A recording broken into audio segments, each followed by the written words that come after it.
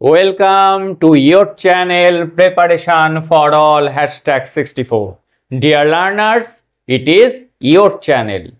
তোমরা যারা নিয়মিত ভাবে ক্লাসগুলিকে করছো তারা কিন্তু LCC2 পেপারে সর্বোচ্চ মার্কস পেতে চলেছো। যে ইংরেজিতে দুর্বল সেও কিন্তু 60% প্লাস মার্কস তুলতে পারবে এই 5th সেম LCC2 পেপারে। তোমাদেরকে বলবো নিয়মিতভাবে ক্লাসগুলিকে করো এবং খাতাতে অবশ্যই নোট ডাউন করো এবং সেই খাতা বারবার করে রিভাইজ দাও, তাহলেই দেখবে কিন্তু তোমরা এক্সামে ভালো রেজাল্ট করতে পারছো। আজকে তোমাদের 3টি পোয়েট্রি রয়েছে, যে কোনো 2টি কোশ্চেন লিখতে হবে 3টি পোয়েট্রি থেকে এবং 15 মার্কস করে থাকবে প্রত্যেকটি কোশ্চেনে, অর্থাৎ 30 মার্কস থাকছে। পোয়েট্রি থেকে 2টি কোশ্চেন লিখতে হবে তোমাদেরকে। আজকে to India my native land, এই কবিতাটি প্রথম পাবলিশড হয়েছিল কত সালে? এটি প্রথম পাবলিশড হয় 1828, 1828-এ প্রথম পাবলিশড হয়। এটি কেমন ধরনের কবিতা? এটি একটি সনেট, অর্থাৎ 14 লাইনে লেখা কবিতা। A poem written in 14 lines is called sonnet. এটি একটি সনেট কবিতা এবং এই কবিতাটিকে 2টি ভাগে ভাগ করা হয়েছে, অক্টেভ এবং সিস্টেট। প্রথম 8 লাইনকে বলা হয় অক্টেভ এবং পরের 6 লাইনকে সিস্টেট বলা হয়। তাহলে এটি কেমন ধরনের কবিতা? আমরা জানলাম যে এটি একটি সনেট কবিতা। দ্য মেন থিম, প্রধান বিষয় of the poem is patriotism, দেশাত্মবোধ। এটি কিন্তু এই কবিতার মূল বিষয়বস্তু। দ্য পোয়েম ল্যামেন্টস, এই কবিতাতে কি দেখানো হয়েছে? কবি ল্যামেন্টস করেছেন, দুঃখ প্রকাশ করেছেন। কিসের জন্য? দ্য ডিগ্রেডেশন, অবক্ষয়, অ্যান্ড দ্য ডিভ্যালুয়েশন, অর্থাৎ মূল্যহীন হয়ে যাওয়া, অফ ইন্ডিয়া, ভারতের এই যে মূল্যহীন হয়ে যাওয়া, তার অতীত সম্মান ধুলোয় মিশে যাওয়া। কিসের জন্যে? বিকজ অফ হার স্লেভারি, তার এই দাসত্বের কারণে তার অতীত সম্মান ধুলোয় মিশে যাওয়া। কিসের দাসত্ব? কাদের কাছে দাসত্ব? টু দ্য ব্রিটিশ, ব্রিটিশের কাছে দাসত্বের জন্য তার যে অতীত গৌরব হারিয়ে যাওয়া সে নিয়ে কবি দুঃখ প্রকাশ করেছেন এই কবিতাতে। অ্যান্ড সিক্স, এই কবিতা কি খুঁজছে?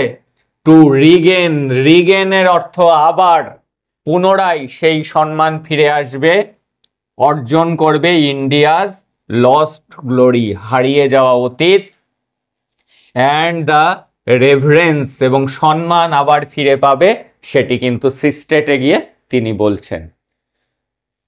The poem uses the figure of speech, খুব ইম্পর্টেন্ট, এটি দেখে নাও। এই to India my native land, এই কবিতায় কবি যে ফিগার অফ স্পিচটি ব্যবহার করেছেন সেটি হলো অ্যাপোস্ট্রফি। অ্যাপোস্ট্রফি কি আমরা আগেই পড়ে নিয়েছি, এটি হলো কাউকে অ্যাড্রেস করে কোনো কিছু বলা, তাকে অ্যাপোস্ট্রফি বলে। আমরা শিখেছিলাম কি? THOU দাও, THEE দি এবং THY দাই, এই শব্দগুলি যদি থাকে তাহলে সেটি হয় অ্যাপোস্ট্রফি, এবং এই এক্সক্লেমেটরি সাইন যদি থাকে সেটিও কিন্তু অ্যাপোস্ট্রফি ফিগার অফ স্পিচ। দেখো এই লাইনগুলি যদি আসে ফিগার অফ স্পিচের মধ্যে তাহলেও তোমরা পারবে। মাই কান্ট্রি, এই যে দেয়া রয়েছে বিস্ময়সূচক এক্সক্লেমেটরি সাইন ইন দাই, বলেছি দাই শব্দ যদি থাকে, দাও, দি এগুলি থাকলে সেটি অ্যাপোস্ট্রফির উদাহরণ। ইন দাই ডেজ অফ গ্লোরি পাস্ট, এটি কি? Apostrophe. Save the sad story of thy misery, আবার এখানেও দেখতে পাচ্ছি এক্সক্লেমেটরি সাইন, অ্যাপোস্ট্রফির example. My fallen country, one kind wish for thee, এই যে দাও, দি, দাই এগুলি থাকলে সেটি কি? সেটি হলো অ্যাপস্ট্রফি। যারা ফিগার অফ স্পিচের ক্লাসগুলি দেখোনি, এই ভিডিওর ডেসক্রিপশনেও লিঙ্ক থাকবে, সেগুলি দেখে নাও। তাহলে কিন্তু যে ফিগার অফ স্পিচগুলি করানো হয়েছে সেখান থেকে কোশ্চেন আসা মাত্রই কিন্তু তোমরা আনসার করতে পারবে। এবং সেই ফিগার অফ স্পিচগুলি আগে আমি করিয়েছি, যেগুলি বেশিবার রিপিটেড হয়েছে, সেই ফিগার অফ স্পিচগুলি কিন্তু আগে করিয়েছি। আরও যেগুলি বাকি রয়েছে সেগুলি করানো হবে। আজকে আমরা দেখে নেব ইন্ডিয়া মাই নেটিভ ল্যান্ড। এইবার আমরা কবিতাটি দেখে নেব। আমাদের যদি একটু টেক্সটে জানা থাকে তাহলে কিন্তু আমাদের কোশ্চেন আনসার মুখস্থ করতে সুবিধা হবে। এবং নোটস যেটি দেব অত্যন্ত সহজ ভাষাতে লেখা, এবং 10টাও নয়, 5টাও নয়, 3টেও নয়, মাত্র একটি। এবং সেই নোটটি যারা খাতায় নোট ডাউন করে ভালো করে পড়বে, বারবার করে লেখা প্র্যাকটিস করবে, এবং এক্সামে যদি গুড হ্যান্ডরাইটিং, যদি স্পেলিং মিস্টেক না হয়, তোমার প্রেজেন্টেশনটি ভালো থাকে, তাহলে কিন্তু তুমি কোশ্চেন যাই আসুক না কেন সেই নোটটি লিখলে একটি ভালো স্কোর করতে পারবে। সর্বোচ্চ মার্কস যেটি হয় সেটি কিন্তু তোমরা পাবে। সেই কারণে বলবো পরের দিন আমি নোটসটি দেব, আজকে এই ক্লাসটি সম্পূর্ণ করো, তাহলে নোটসটি তোমার কাছে মুখস্থ করতে কিন্তু একদমই ইজি লাগবে। তাই বলছি ধারাবাহিকভাবে ক্লাস করো। যারা এখনো জয়েন করোনি তারা জয়েন করে যাও, সাবস্ক্রাইব করে নোটিফিকেশন অন করে রাখো ফর ইউর বেটার রেজাল্ট। কোনো টিউশনের দরকার নেই, কোনো নোটস কেনার দরকার নেই। কেউ যদি বই না কেনো তাও কিন্তু যদি ক্লাসগুলিকে ঠিক মতো করো তাহলেও কিন্তু তুমি 60% প্লাস স্কোর করতে পারবে যদি ধারাবাহিকভাবে দেখো। তাহলে এবার কবিতাটি দেখো। My country, in thy days of glory past, আমার দেশ তোমার সেই অতীতের দিনগুলিতে বিউটিয়াস হালো। হালো কথার অর্থ কি? হালো কথার অর্থ প্রভা, লাইট। সার্কেল রাউন্ড দাই ব্রো, তোমার কপালের চারিদিকে দেখবা দেবদেবীদের একটা আলোর প্রভা যায়, সেটি বলা হয়েছে। সেই সময় অতীতে দিনগুলিতে যখন তোমার গ্লোরি ছিল, যখন তোমার মহত্ব ছিল, তখন তোমার চারিদিকে একটা আলোর প্রভা ঘুরত। অ্যান্ড ওরশিপড অ্যাজ এ ডেইটি দাও ওয়াস্ট, এবং তুমি পূজিত হতে অ্যাজ এ ডেইটি। ডেইটি কথার অর্থ কি? ডেইটি কথার অর্থ দেবী। যদি এই লাইনটা থেকে ফিগার অফ স্পিচ করতে দেয় ওরশিপড অ্যাজ এ ডেইটি, তাহলে কোন ফিগার অফ স্পিচ হবে? আশা করি তোমরা যারা ক্লাসগুলি করছো তোমরা পেরে গিয়েছো। লাইক এবং অ্যাজ দিয়ে যদি কোনো কম্পেয়ার করা হয় সেক্ষেত্রে হয় সিমিলি।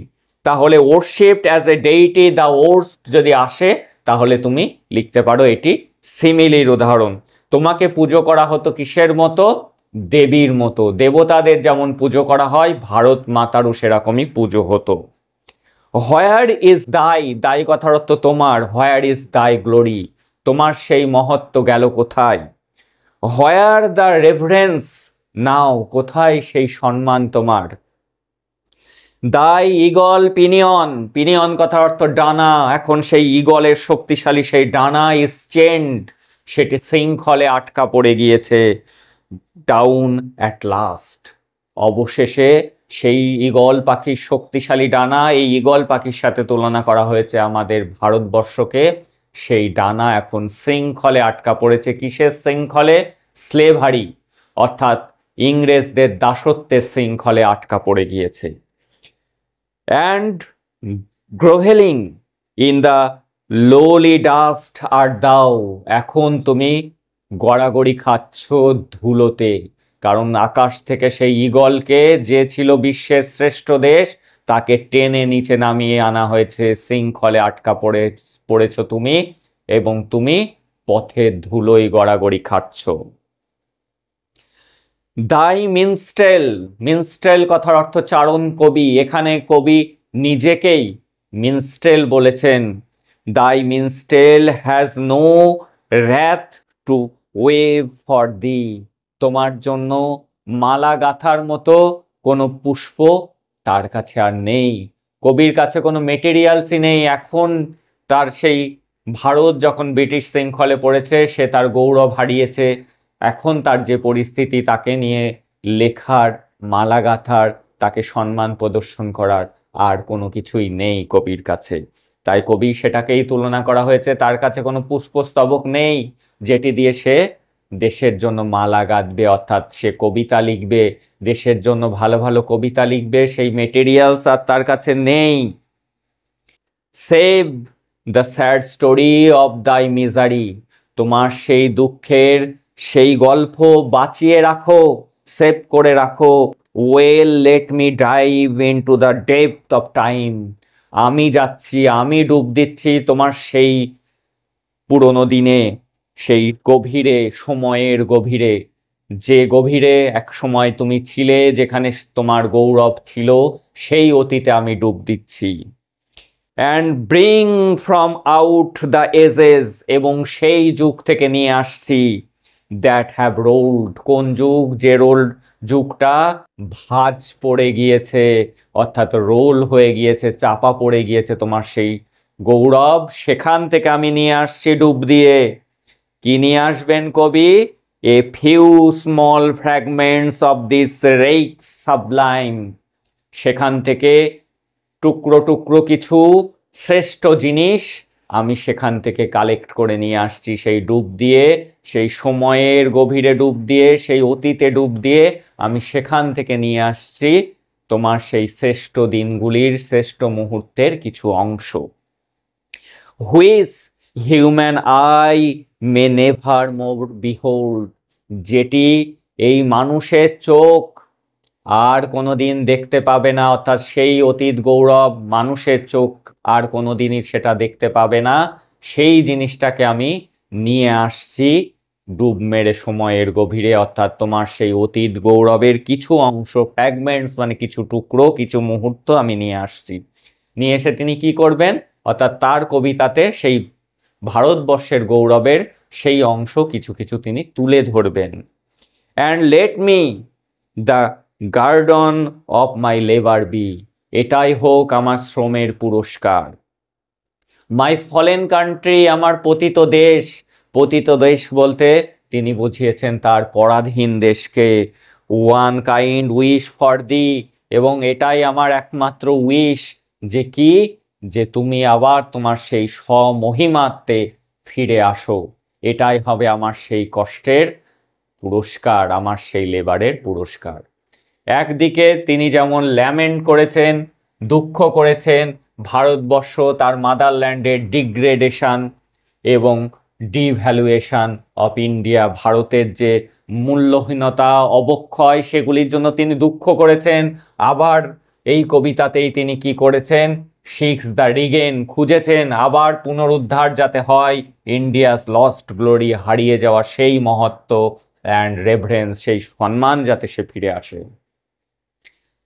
প্রথম অক্টেভে তিনি করেছেন ল্যামেন্ট, এবং সিস্টেটে গিয়ে তিনি করেছেন যে পুরনো গৌরব আবার যেন ফিরে আসে, ইন্ডিয়া যেন আবার জগৎ সভায় শ্রেষ্ঠ আসন নেয়। এই ছিল আজকের কবিতাটি। কবিতা সম্পর্কে আমরা জেনে নিয়েছি, সনেট কবিতা প্রথম পাবলিশ হয়েছিল 1828-এ। কবিতাতে কবি কি করেছেন, এটি কেমন ধরনের, মূল থিমটা কিন্তু এর প্যাট্রিয়টিজম এবং ন্যাশনালিজম।